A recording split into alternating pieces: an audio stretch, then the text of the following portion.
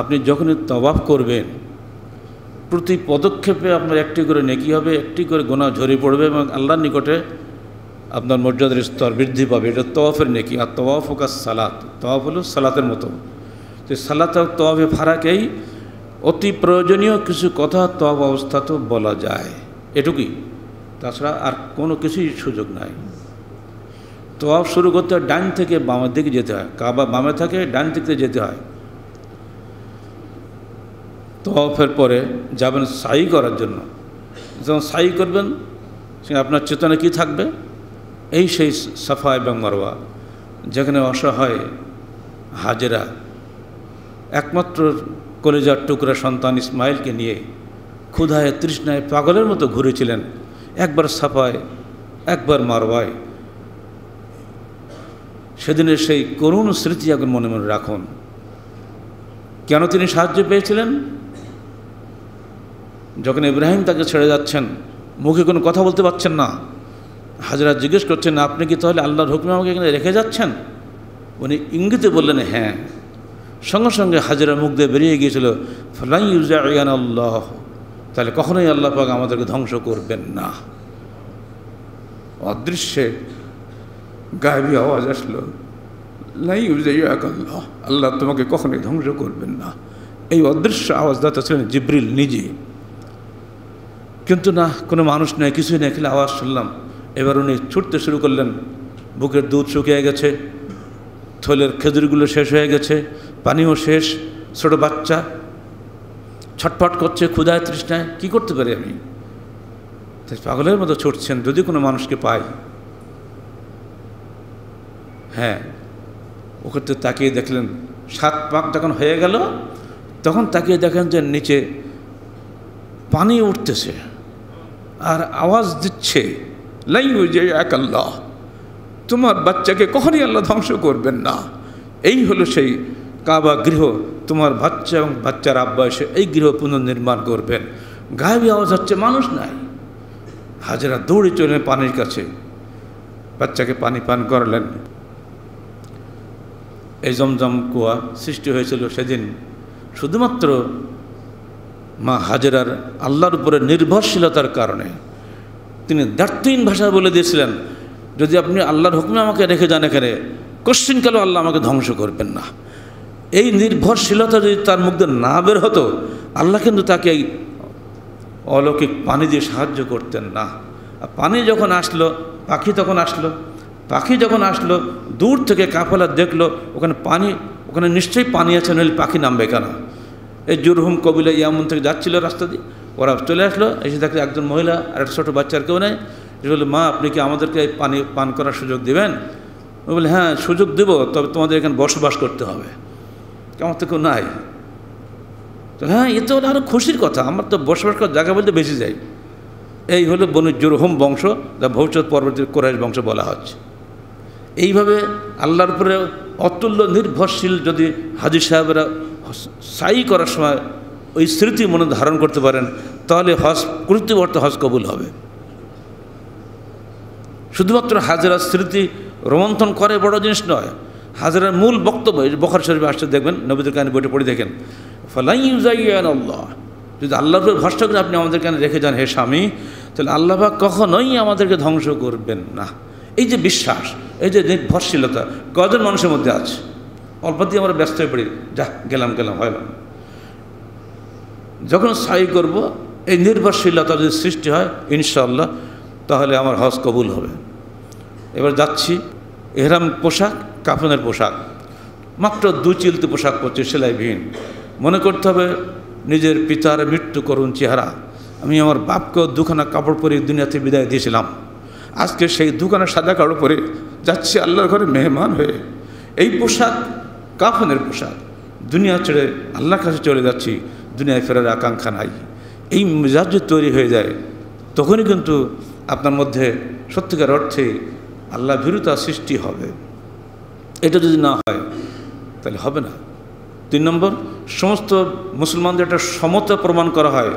সবাই কিন্তু একই পোশাক পরে এহরাম পরে, সবাই কিন্তু সাদা, কেউ রঙিন নয়, সবাই সাদা পোশাক পরে যখন তওয়াফ করে যখন আরাফার ময়দানে 25 লক্ষ সাদা পোশাকধারী মানুষ বসে থাকে, আল্লাহ উপর থেকে দেখেন আর গর্ব করে বলে, এই ফেরেশতারা, তোরা না বলেছিলি মানুষ দুনিয়াকে খেলে মারামারি কাটাকাটি করবে, দেখ দেখ ওরা কী চায় আমাকে বল।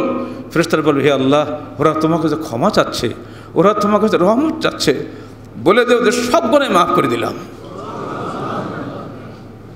এই দৃশ্য হাদিস কোরআন থেকে যদি আমাদের ভিতরে বিশ্বাস সৃষ্টি না হয়, ধিক ওই হজের কোনো মূল্য নাই। রসুলের বিধান, আরাফা ময়দানে গিয়ে তোমরা জোহর আসর জমা ও কসর করো। আমরা বলছি রসুলের বিধান মানি না, আমার মযহাব মেনে চলবো। এখানে বাংলাদেশ নয়, আমরা নিজেরা 4 জায়গায় জোহর পড়বো আলাদা, আসর পড়বো আলাদা। রসুলের বিধানের বিরোধিতা করে কোশ্চিনকালেও আল্লাহর সন্তুষ্টি লাভ করা সম্ভব নয়। বহু কিছু হচ্ছে যেগুলো হাদিস কোরআনের বিরোধী কাজ চলছে সেখানে। যারা সত্যিকারে আল্লাহকে চান তারা অবশ্যই আল্লাহ এবং রসুলের বিধান অনুযায়ী হজ করার চেষ্টা করবেন, আমাদের সব ব্যর্থ হয়ে যাবে।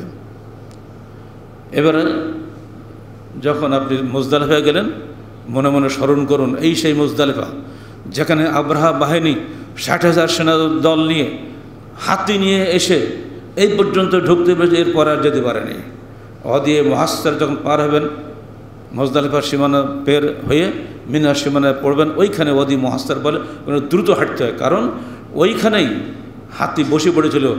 হাতিকে এত বলা হচ্ছে সামনে চলো, হাতি উল্টা চলে, কোনো মতে সামনে আর যায় নাই।